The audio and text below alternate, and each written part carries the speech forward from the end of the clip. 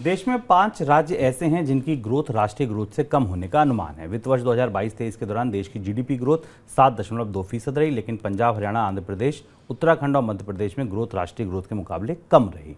ऐसा अनुमान है कि कम रहेगी। राज्य सरकारों की तरफ से सब्सिडी पर किए जाने वाला खर्च उनके पूंजीगत खर्च से ज़्यादा हो गया है। एक बड़ी इंपॉर्टेंट जानकारी ये सामने आई। ऐसे राज्यों में पंजाब, राजस्थान और हरियाणा सबसे आगे हैं। सर, ये राष्ट्रीय औसत से कम जिन राज्यों में रही है, क्या आंकड़े बता रहे हैं, क्या अंदर की तस्वीर? इन आंकड़ों में कई सारे महत्वपूर्ण दिलचस्प तथ्य छिपे हुए हैं जिनको समझना जरूरी है। पहला आंकड़ा जो शुभम ने आपको बताया कि कई ऐसे राज्य हैं जिन्होंने कैपेक्स के तौर पर जितना पैसा लगाया है, यानी अपने यहाँ पुल पुलिया, सड़क बनाने में, बुनियादी ढांचा बनाने में जितना पैसा खर्च किया, उससे कहीं ज़्यादा पैसा उन्होंने सब्सिडी पर खर्च किया। इसमें पंजाब और राजस्थान का नाम ऊपर है, हरियाणा भी इसमें शामिल है। यानी बहुत सारे राज्य सब्सिडी पर, लोक भवन स्कीमों पर ज़्यादा पैसा खर्च कर रहे हैं, जो लगातार चर्चा और विवाद का विषय है। अब जो जीडीपी के आंकड़े हमारे पास आए, जीडीपी का आंकड़ा आया 2022-23 में भारत की आर्थिक विकास दर 7.2% के आसपास रही। इसकी रोशनी में कुछ राज्य ऐसे हैं जिन राज्यों की विकास दर से कम रही, और ये बेहद चौंकाने वाला है। इनमें जिन राज्यों के नाम हैं, उन राज्यों को आप आने वाले चुनावों की रोशनी में भी परख सकते हैं कि इसका कितना असर पड़ेगा, ये हमें बाद में पता चलेगा।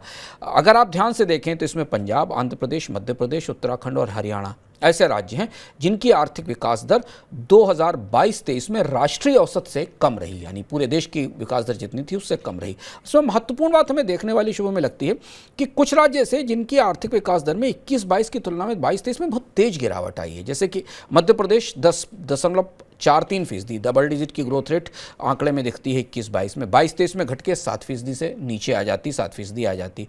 उत्तराखंड की आर्थिक विकास दर तेजी से गिरी साल दर साल के आधार पर। हरियाणा की आर्थिक विकास दर काफ़ी तेजी से गिरी, 8.32% थी, जो घटकर अब 7.1% रह गई।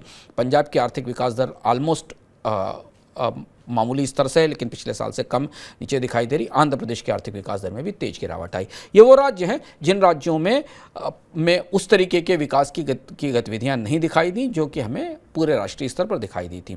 जबकि इसके अलावा जो ऐसे राज्य हैं जिनकी आर्थिक विकास दर ने राष्ट्रीय औसत को पार किया, इनमें मेघालय एक छोटा राज्य है, लेकिन इसके अलावा असम, पश्चिम बंगाल, राजस्थान और तमिलनाडु, ये 4 ऐसे राज्य हैं। इसमें राजस्थान, पश्चिम बंगाल, और असम, तमिलनाडु ऐसे 4 बड़े राज्य हैं जिन्होंने 7.2% की भारत की आर्थिक विकास दर से ज़्यादा की विकास दर हासिल की। इसमें तमिलनाडु करीब 8% के आसपास है, राजस्थान 8.19% के आसपास है, वेस्ट बंगाल 8.41% के आसपास है, असम 10.16% के आसपास है।